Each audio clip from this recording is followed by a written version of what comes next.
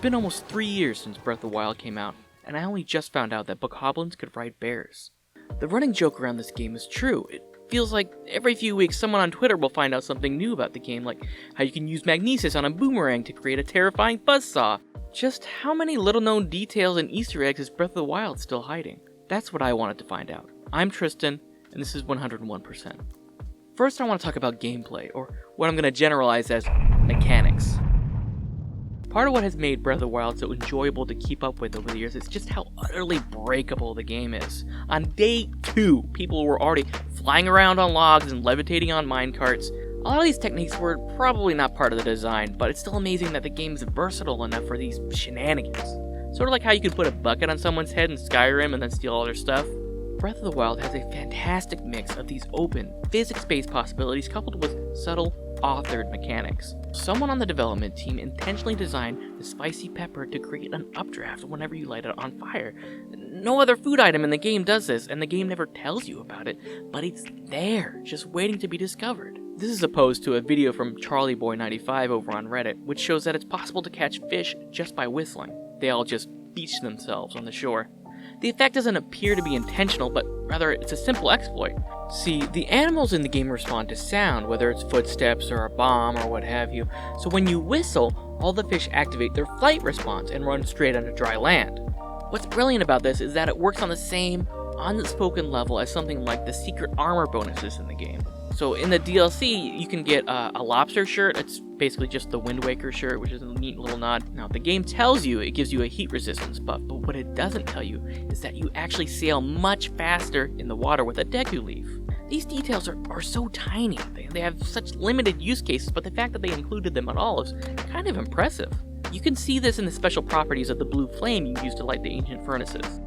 You don't really use the blue flame outside of a couple of quests, but Nintendo went out of their way to make it part of a larger world. The people in Hateno Village all have unique dialogue whenever you walk up to them while holding the blue flame, and the kids in town will follow you around whenever you're holding a blue torch.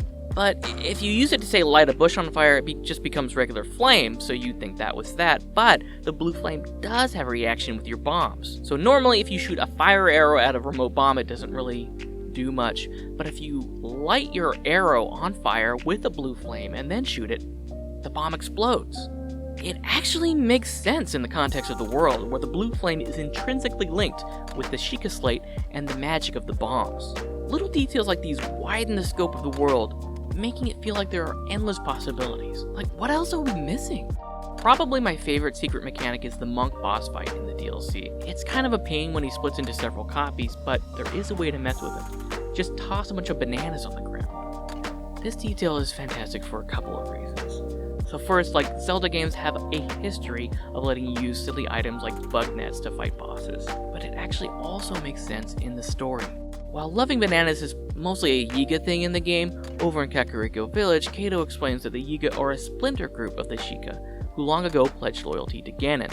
That's why they flipped their eye symbol for the logo. They're very edgy. Now, taking that into consideration, it makes sense that an old Sheikah loves bananas. Who do you think the Yiga got it from? But some of the best details in Breath of the Wild aren't secrets. They're part of the world. When Link is cooking something, this is usually your view. But if you maneuver the camera around, you can see that Link has a unique multi-stage animation for when he's cooking, plus another routine when things don't go so well. If you manage to get a cooking bonus, Link will actually wipe the drool off his mouth in anticipation. So much attention and effort was put into these little moments that most players wouldn't even notice. You could say it's unnecessary, but it really helps the hero of Hyrule feel more like a person as opposed to the stand-in for the player.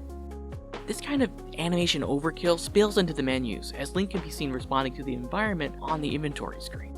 Now, this has its use because you can easily see the effects when Link puts on warmer clothes, for instance, but the same can't be said for all the different things you can eat. Now, depending on what he's consuming, Link will happily gobble up a quality meal or choke down some dubious food.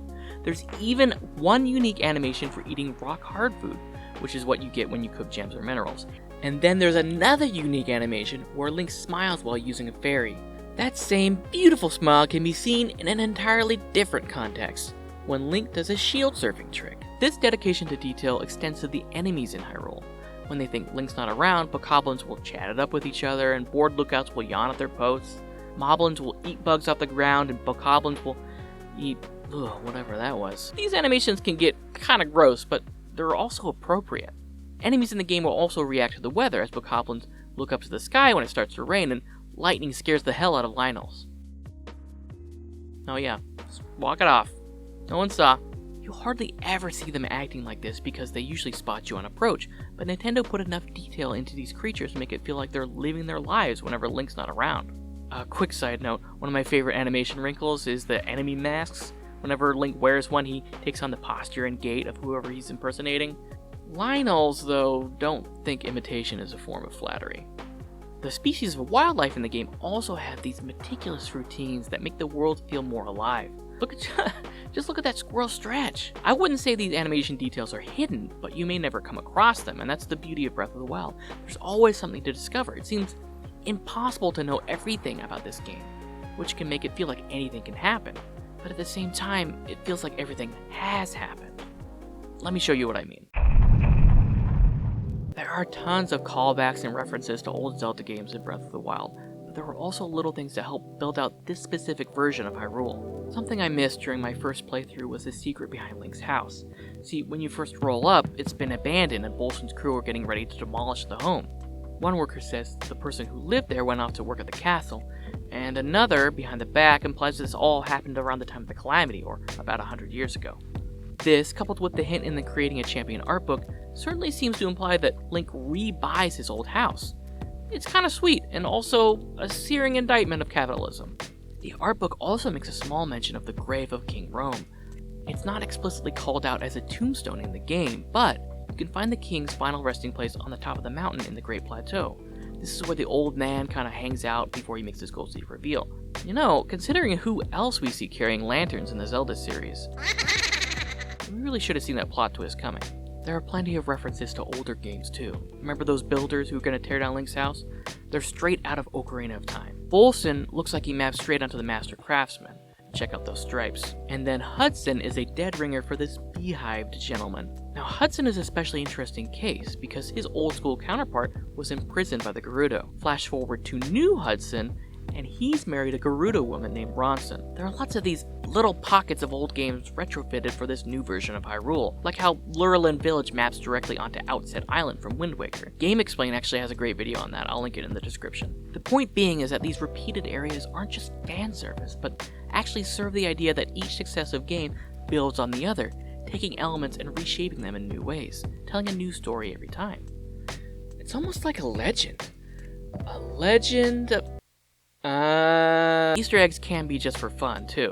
Reddit user JustAGuy9293 spotted a reference to Spirit Tracks of all games, and actually, it checks out. Sitting in Hyrule Castle Library is a recipe for monster cake that specifically notes that it's Chancellor's favorite. Now, the only notable Chancellor in the Zelda lore that I know of is Chancellor Cole, the antagonist of the DS game. What's more, the monster cake itself has 2 horns, just like Cole's true form. Spirit Tracks may not be everyone's favorite in the franchise, but every Zelda game deserves a shout out here and there. No, you don't count! No one thinks you count! Thanks for watching the very first video for 101%. We'll be going in-depth on lots of stuff in the future, so let us know what kind of games and movies you want these kind of deep dives on. See you next time.